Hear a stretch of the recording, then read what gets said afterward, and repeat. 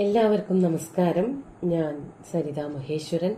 ഇന്ന് ശ്രീകൃഷ്ണവിലാസ മഹാകാവ്യത്തിന്റെ 6ാമത്തെ സർഗത്തിലെ 79, 80, 81 എന്നീ 3 ശ്ലോകങ്ങളാണ് നമ്മൾ പഠിക്കാൻ പോണത്.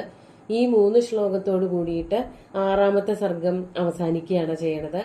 ഭഗവാൻ ഗോവർദ്ധന പർവ്വതം പൊക്കിപ്പിടിച്ച് എല്ലാവർക്കും ആശ്വാസമരളി അതിനെ തിരിച്ചു വച്ചോളാൻ, മഴയൊക്കെ മാറി അതിനെ തിരിച്ചു വച്ചോളാൻ പറയാണ് നന്ദഗോപുര എന്ന് പറഞ്ഞിട്ടാണ് നിർത്തിയത്. അതിനെ തുടർന്ന് ദേവന്മാരെങ്ങനെയാണ് ഭഗവാനെ ആരാധിച്ചത് എന്നുള്ളതും അതുപോലെ ആ സർഗത്തിന്റെ ആ പരിസമാപ്തിയും വർണ്ണിക്കുകയാണ് ചെയ്യണത്. നമുക്ക് ആദ്യം 79ാമത്തെ ശ്ലോകം നോക്കാം. ഈ ഒരു ശ്ലോകത്തില് പ്രഹർഷിണി വൃത്തമാണുള്ളത്. 80ാമത്തെ ശ്ലോകത്തില് വൃത്തം വരണത് വസന്തതിലകവും 81ാമത്തേതില് നിശ എന്നു പേരുള്ള ഒരു വൃത്തവുമാണ്. അത് ധാരാളമായിട്ട് കേൾക്കാത്ത ഒരു വൃത്തമാണ്, 18 അക്ഷരമുള്ള ഒരു വൃത്തം. നമുക്ക് ആദ്യം 79ാമത്തെ ശ്ലോകം നോക്കാം.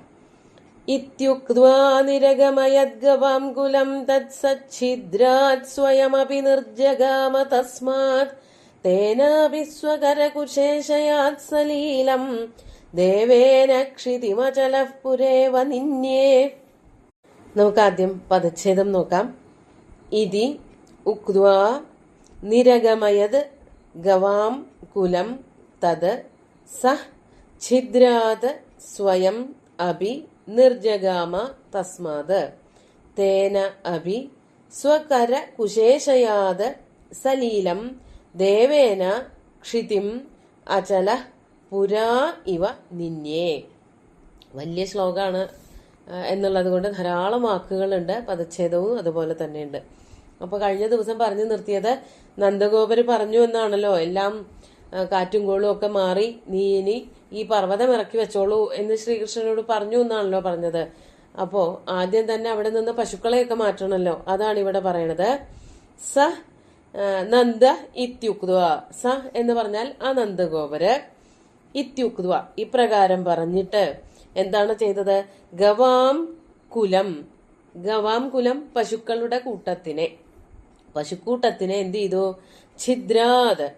ഛിദ്രാത് എന്ന് പറഞ്ഞാല് ഗിരിഗഹ്വരാത്, ആ ഗുഹയിൽ നിന്ന് അല്ലെങ്കിൽ പർവ്വതം പൊക്കി പിടിച്ചിട്ട് അതിന്റെ താഴെയുള്ളതായ സുരക്ഷിതമായിട്ട് അവരിരുന്നതായ ആ പ്രദേശത്ത് നിന്ന് നിരഗമയത് പുറത്തേക്ക് മാറ്റി.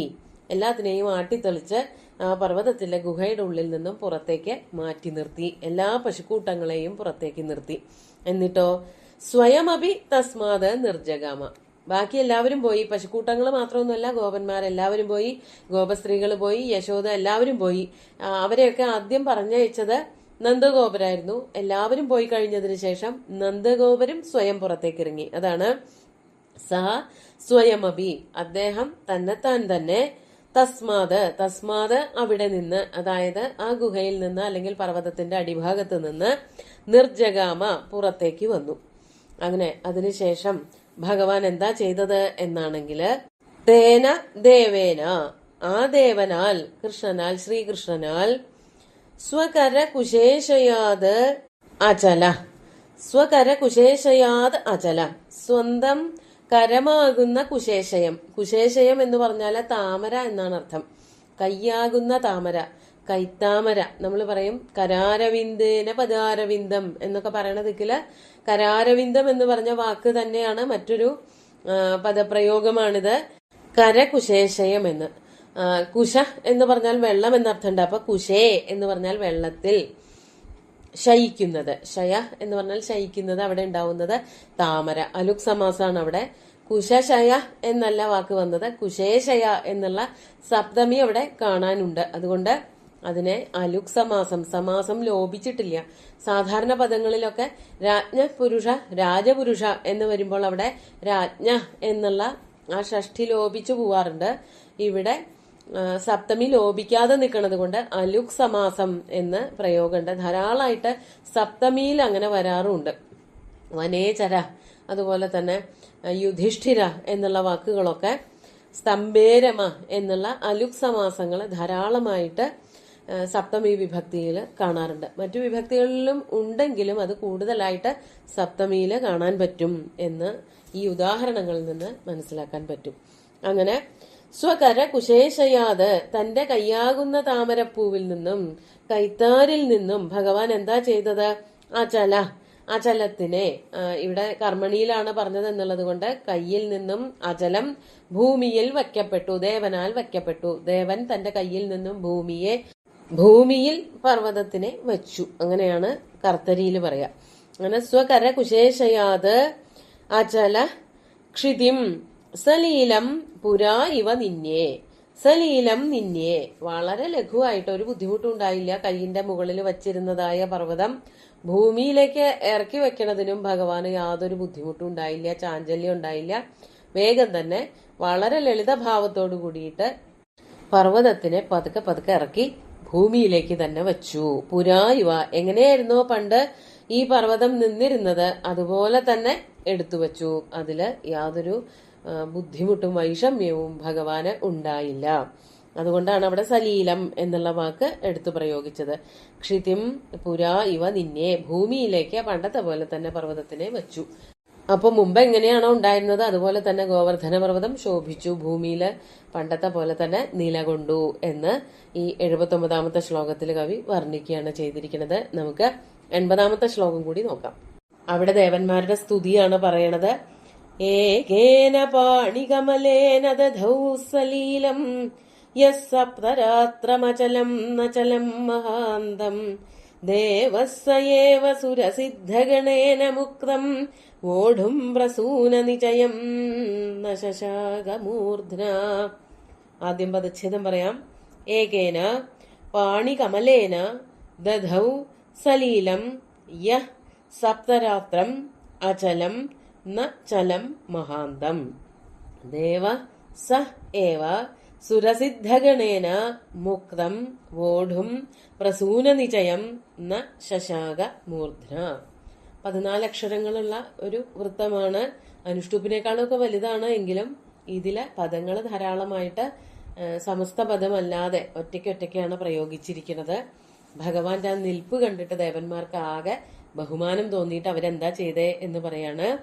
യദേവ, യാതൊരു ദേവനാണോ സപ്തരാത്രം 7 ദിവസവും, സപ്തരാത്രം എന്ന് വെച്ചാല് ഒരു അത്യന്ത സംയോഗേ ദ്വിതീയ, രാവ് പകല് ഭേദമില്ലാതെ ഒരു ദിവസം പോലും അതിൽ കുറയാതെ വയ്യായികയൊന്നുമില്ലാതെ രാപ്പകൽ ഭേദമന്യേ സപ്തരാത്രം അചലം, ആ 7 ദിവസത്തേക്ക് പർവ്വതത്തിനെ കയ്യില് പാണികമലേന ദധൗ, ഏതൊരു ദേവനാണ് 7 ദിവസം തുടർച്ചയായി പർവ്വതത്തിനെ തന്റെ കയ്യിൽ ധരിച്ചത്, ആ ദേവനെ അതുപോലെ തന്നെ അനക്കമില്ലാതെ കയ്യില് ലീലയോട് കൂടിയിട്ട് പിടിച്ചുകൊണ്ട് നിന്നു.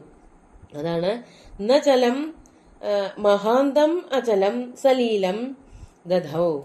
നചലം, ഒട്ടും അനക്കമില്ലാതെ തന്നെ നിൽക്കുന്നതായ ആ അവസ്ഥ, അതുപോലെ തന്നെ ലീലയോട് കൂടിയിട്ട് മഹത്തായ ആ പർവ്വതത്തിനെ കയ്യിലേന്തിക്കൊണ്ട് അങ്ങനെ നിന്ന ഭഗവാൻ യഹ് ദേവ ഏകേന പാണികമലേന. അത് ഒറ്റ കൈ കൊണ്ടാണ്, 2 കൈ കൊണ്ടൊന്നും ഏറ്റാൻ നിന്നില്ല. ഒരു കൈയില് തന്നെ ഒരു ഇളക്കവുമില്ലാതെ ആ വലിയ പർവ്വതത്തിനെ വളരെ കളിയായിട്ട് വളരെ ലീലയോട് കൂടിയിട്ട് തമാശ ഭാവത്തിൽ തന്നെ പിടിച്ചുയർത്തിക്കൊണ്ട് നിന്നത് ആ ദേവനെ എന്താണ് ചെയ്തത്? ആ ദേവൻ സുരസിദ്ധഗണേന, ആ ദേവനാകട്ടെ സുരസിദ്ധഗണങ്ങളാൽ മുക്തം, മുകളിൽ നിന്ന് താഴത്തേക്ക് ഇട്ടതായ അല്ലെങ്കിൽ വർഷിച്ചതായ പ്രസൂന നിചയം വോഢും, പ്രസൂന നിചയത്തെ ധരിക്കുവാൻ, പ്രസൂന നിചയം പൂക്കളുടെ കൂമ്പാരം, അതായത് പുഷ്പവൃഷ്ടി എന്നർത്ഥം, അത് ധരിക്കുവാൻ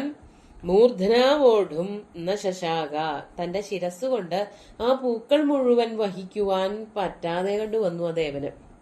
അതാണ് സുരസിദ്ധഗണങ്ങൾ, അതിൽ ദേവേന്ദ്രനും ഒക്കെ പെടും. എല്ലാ ദേവന്മാരും എല്ലാവരും മുകളിൽ നിന്ന് ഭഗവാന്റെ ശിരസിലേക്ക് വർഷിച്ചതായ പൂക്കള് ഒറ്റയ്ക്ക് താങ്ങാൻ കഴിവില്ലാതെയായി. അതൊരു തമാശയല്ലേ? അങ്ങനെ ഒരിക്കലും പറയാൻ പറ്റില്ല. വലിയൊരു പർവ്വതമേറ്റി നിൽക്കാൻ കഴിയുന്ന ആൾക്കാണോ ഒരു പൂവ് താങ്ങാൻ കഴിയാതെ വന്നത് എന്നുള്ള ഒരു വിരോധം കൂടി നമുക്ക് തോന്നും അവിടെ. ഇനി വേണമെങ്കിൽ പറയാം, ദേവന്മാർ അവിടെ നിന്ന് താഴത്തേക്ക് വർഷിച്ചതായ പൂക്കളുടെ അളവ് എന്ന് പറയുന്നത് പർവ്വതത്തിനേക്കാളും വലുതായിരുന്നു എന്ന്. എന്നാലും ഭഗവാൻ അതൊന്നും താങ്ങി നിർത്താൻ ഒരു ബുദ്ധിമുട്ടുമില്ല. പ്രളയകാലത്ത് ഈ പ്രപഞ്ചത്തിനെ മുഴുവനും തന്റെ ഉദരത്തിൽ വഹിക്കുന്ന ഒരാൾക്ക് ഒരു പർവ്വതം പോലെ മുകളിൽ നിന്ന് താഴത്തേക്ക് വർഷിച്ചതായ പൂക്കളെ താങ്ങി നിർത്താൻ വല്ല ബുദ്ധിമുട്ടുണ്ടോ? എന്നാലും അത് തമാശയ്ക്ക്, അതായത് ഭഗവാന്റെ ആ ഒരു മാഹാത്മ്യം അതിപ്പോഴാണ് ദേവന്മാര് തിരിച്ചറിഞ്ഞത്, അല്ലെങ്കിൽ ഇന്ദ്രൻ തിരിച്ചറിഞ്ഞത്. അതുകൊണ്ടുണ്ടായ പുഷ്പവൃഷ്ടിയാണ് എന്നുള്ളതൊക്കെ മനസ്സിലാക്കാൻ വേണ്ടിയിട്ട് അങ്ങനെ ഒരു വിരോധാലങ്കാരം പ്രയോഗിച്ചു എന്നേ ഉള്ളൂ. അങ്ങനെ വളരെ സന്തോഷത്തോടു കൂടിയിട്ട് ഇന്ദ്രന് തോൽവി പിണഞ്ഞുവെങ്കിലും ഇന്ദ്രന് കാര്യമൊക്കെ മനസ്സിലായി. അങ്ങനെ ശ്രീകൃഷ്ണനും സന്തോഷത്തോടു കൂടിയിട്ട് സ്വസ്ഥാനത്തേക്ക് മടങ്ങി എന്ന് പറയുകയാണ് അടുത്ത ശ്ലോകത്തിൽ. അതോടുകൂടിയിട്ട് ഈ 6ാമത്തെ സർഗവും അവസാനിക്കുകയാണ്. നമുക്ക് 81ാമത്തെ ശ്ലോകം നോക്കാം. ഇതി മദമപനീയ വൃത്രദ്വിഷസ്തസ്യ ദാമോദരോ മുദിത നിഖില ഗോപനാരീ ജനാരബ്ധ നീരാജന പവനതരളകേതുമാലാകുലോത്തുംഗ സൗധം നിജം സുരയുവതി സഹസ്രഗീതാപദാന പ്രപേദേ പദം. ഇതാണ് നിശ എന്നു പേരുള്ള വൃത്തം. ഒരു പ്രത്യേക തരത്തിലുള്ളൊരു ചൊല്ലലാണ്. 18 അക്ഷരമുള്ള മല്ലിക പോലെയുള്ളതായ ധൃതി എന്ന് പറഞ്ഞ ആ ഒരു ഗ്രൂപ്പിൽ വരുന്നതായിട്ടുള്ള ഒരു വൃത്തമാണിത്. ഇത് ഇതുവരെ നാരായണീയത്തിലും പ്രയോഗിച്ച് കണ്ടിട്ടില്ല. നമ്മൾ ഇതുവരെ ആലാപനം ചെയ്ത, ആരാധനം ചെയ്ത ഒരു കാവ്യത്തിലും കണ്ടിട്ടില്ല. ഇവിടെ ആദ്യം പദച്ഛേദം പറയാം. ഇതി മദം അപനീയ വൃത്രദ്വിഷ തസ്യ ദാമോദര മുദിത നിഖില ഗോപനാരീ ജനാരബ്ധ നീരാജന പവന തരള കേതുമാലാകുലോത്തുംഗ സൗധം നിജം സുരയുവതി സഹസ്രഗീതാപദാന പ്രപേദേ പദം. വളരെ കുറച്ചേ ഉള്ളൂ പദച്ഛേദം ചെയ്യാൻ. ഓരോ വരികളും ഒറ്റ വാക്കായിട്ടൊക്കെയാണ് നിൽക്കുന്നത്. ഇവിടെ ഗോപസ്ത്രീകളുടെ സന്തോഷവും ദേവസ്ത്രീകളുടെ സന്തോഷമൊക്കെയാണ് വർണ്ണിക്കുന്നത്. നമുക്ക് അർത്ഥം പറയാം. സ ദാമോദര, അങ്ങനെയൊക്കെയുള്ള ഈ ദാമോദരൻ. ഇപ്പോ പല പല പ്രവർത്തനങ്ങളെ കൊണ്ട് പലരുടെ അഹങ്കാരങ്ങളും ഇല്ലാതെയാക്കിയ അങ്ങനെയുള്ള ഭഗവാൻ ശ്രീകൃഷ്ണൻ ഇവിടെ ഇന്ദ്രന്റെ അഹങ്കാരവും തീർത്തു എന്ന് പറയാണ്. ഇതി, ഇപ്രകാരം, തസ്യ വൃത്രദ്വിഷ, ആ വൃത്രദ്വിട്ടിന്റെ, വൃത്രദ്വിട്ട് എന്ന് പറഞ്ഞാല് ഇന്ദ്രൻ, വൃത്രൻ എന്നു പേരുള്ള അസുരനെ വധിച്ചവനാണ് ഇന്ദ്രൻ. ആ ഇന്ദ്രന്റെ മദം അപനീയ, മദം അഹങ്കാരം, അത് മുഴുവനും ഇല്ലാതെയാക്കിയിട്ട് എല്ലാ അഹങ്കാരവും തീർത്തു കൊടുത്തു. മഴയിൽ ഞാൻ ഈ ഗോകുലത്തിനെ മുഴുവനും മുക്കിക്കളയാമെന്നൊക്കെയാണല്ലോ വിചാരിച്ചത്. ഒന്നും നടന്നില്ല. അങ്ങനെ എല്ലാ അഹങ്കാരങ്ങളും മാറ്റിയിട്ട്, അപ്പോ അങ്ങനെ അവർക്ക്, അതായത് ഗോപന്മാർക്കും ഗോപസ്ത്രീകൾക്കൊന്നും യാതൊരു ആപത്തും പിണഞ്ഞില്ല എന്നുള്ളത് കൊണ്ട് അവരുടെ സന്തോഷമാണ് അടുത്ത വരിയിൽ പറയണത്. മുദിത നിഖില ഗോപനാരീ ജനാരബ്ധ നീരാജന ദാമോദര. അങ്ങനെയൊക്കെയുള്ള ദാമോദരൻ. എങ്ങനെയൊക്കെയുള്ളത്? മുദിത നിഖില ഗോപനാരീ ജനങ്ങൾ, വളരെയധികം സന്തോഷത്തോടു കൂടിയിട്ട് ആനന്ദ നൃത്തമാടുന്നവരായിട്ടുള്ള മുഴുവൻ ഗോപസ്ത്രീകളും നിഖില ഗോപനാരീ ജനങ്ങള് അവരെന്ത് ചെയ്യാൻ പുറപ്പെട്ടു? ആരബ്ധ നീരാജനമൊഴിയാൻ തുടങ്ങി. നീരാജനമൊഴിയ എന്ന് പറഞ്ഞാല് അക്ഷതവും ചരാതുകളും ഒക്കെ കയ്യിൽ ഒരു തളികയിൽ വച്ചിട്ട് ചരാതുകൾ കൊളുത്തി നെയ്യൊക്കെ ഒഴിച്ചിട്ട് അതിൽ തിരിയിട്ടിട്ട് വിളക്ക് കൊളുത്തിയിട്ട് ചരാതുകൾ കൊളുത്തിയിട്ട് ധാരാളം ചരാതുകളും അക്ഷതവും പൂക്കളും ഒക്കെ വെച്ച തളികയിൽ വെച്ചിട്ട് ആ തളികകൾ കൊണ്ട് ഭഗവാന്റെ ചുറ്റും ഇങ്ങനെ ആരതി ഒഴിയ. അത് ഒരു ദൃഷ്ടിദോഷങ്ങളൊക്കെ ഒഴിവാവാൻ, മംഗളങ്ങളൊക്കെ വന്ന് ഭവിക്കാനൊക്കെ ആയിട്ടുള്ള ഒരു ചടങ്ങാണ്. അങ്ങനെ ഗോപസ്ത്രീകൾ മുഴുവനും ഭഗവാനെ നീരാജനമൊഴിയാൻ തുടങ്ങി. അതാണ് ഗോപനാരീജന ആരബ്ധ നീരാജന. അങ്ങനെ അവരാൽ ഇങ്ങനെ നീരാജനമൊഴിയപ്പെട്ടുകൊണ്ട് ആ ദാമോദരൻ എന്ത് ചെയ്തു? പവന തരള കേതുമാലാകുലോത്തുംഗ സൗധം നിജം, തന്റെ സ്വസ്ഥാനത്തേക്ക് കാറ്റ് വീശുന്നത് കൊണ്ട്, പവന തരളം, കാറ്റ് വന്ന് വീശിയടിക്കുന്നു. നല്ല സുഖകരമായിട്ടുള്ള കാലാവസ്ഥയാണ്. മഴയൊക്കെ മാറി കാറ്റ് വന്നടിക്കുന്നത് കൊണ്ട് കൊടിക്കൂറകൾ ഇങ്ങനെ പറന്നു കളിക്കുന്നതായ കേതുമാലാകുല ഉത്തുംഗ സൗധം, അങ്ങനെ കൊടിക്കൂറകൾ പാറിക്കളിക്കുന്നതായ തന്റെ ഗൃഹത്തിലേക്ക്, കുറച്ച് ഉയർന്ന ഒരു ഗൃഹമാണ് ഉത്തുംഗ സൗധം, നല്ല ഉയർന്ന നിലകളുള്ള തന്റെ സൗധത്തിലേക്ക് എന്നാണ് ഇവിടെ പറയണത്. നന്ദഗോപരുടെ ഗൃഹം പൊതുവെ മറ്റുള്ള ഗോപന്മാരുടെ ഗൃഹത്തിനേക്കാളും കുറച്ചുകൂടി നല്ല ഗൃഹമായിരിക്കും. അങ്ങനെ കുറേ ദിവസം, 6-7 ദിവസമായി ഈ ഗൃഹത്തിൽ നിന്നൊക്കെ മാറി ആ പർവ്വതത്തിന്റെ മുകളിലാണല്ലോ നിന്നിരുന്നത്. അവിടെ നിന്ന്, അല്ലെങ്കിൽ പർവ്വതത്തിനെ പിടിച്ചുകൊണ്ടാണല്ലോ നിന്നിരുന്നത്, അവിടെ നിന്ന് താഴത്തേക്ക് വന്ന് ഇവരുടെയൊക്കെ ആരാധനകളെ, നീരാജനങ്ങളൊക്കെ ഏറ്റുവാങ്ങി നല്ല സുഖകരമായിട്ടുള്ള തന്റെ ഗൃഹത്തിലേക്ക് പ്രവേശിച്ചു. നിജം സൗധം, നിജം പവനതരള കേതുമാലാകുലോത്വംഗ സൗധം, അവിടെയാണ് നിജം പറയേണ്ടത്. നിജം പദം പ്രപേദേ, തന്റെ ഗൃഹത്തിലേക്ക് പ്രവേശിച്ചു. പിന്നെ ഒരു വിശേഷണം കൂടി കൊടുക്കുന്നുണ്ട് ദാമോദരന്. സുരയുവതി സഹസ്ര ഗീതാപദാന ദാമോദര. ആയിരക്കണക്കിന് സുരയുവതിമാരാൽ പാടിക്കൊണ്ടിരിക്കുന്ന അവദാനങ്ങളോടുകൂടിയവൻ, കീർത്തികളോടുകൂടിയവൻ, അങ്ങനെയുള്ള ദാമോദരൻ. അപ്പോ സുരയുവതിമാരും ഗോപസ്ത്രീകളും ഒക്കെ ഭഗവാനെ സ്തുതിച്ചു എന്നാണ് ഇവിടെ വർണ്ണിച്ചത്. അങ്ങനെ ഇന്ദ്രന്റെ അഹങ്കാരങ്ങളൊക്കെ മാറ്റി, അതുപോലെ ഗോപസ്ത്രീകളാൽ നീരാജനം ഒഴിയപ്പെട്ടുകൊണ്ടും സുരയുവതികളാൽ പാടി പുകഴ്ത്തപ്പെട്ടുകൊണ്ടുമൊക്കെ ആ ദാമോദരൻ നിജം സൗധം, തന്റെ ആ കൊട്ടാരത്തിലേക്ക് വന്നു ചേർന്നു. അവിടെ വന്ന് സന്തോഷത്തോടുകൂടി ആ ഗൃഹത്തിലേക്ക് എഴുന്നള്ളി എന്നർത്ഥം.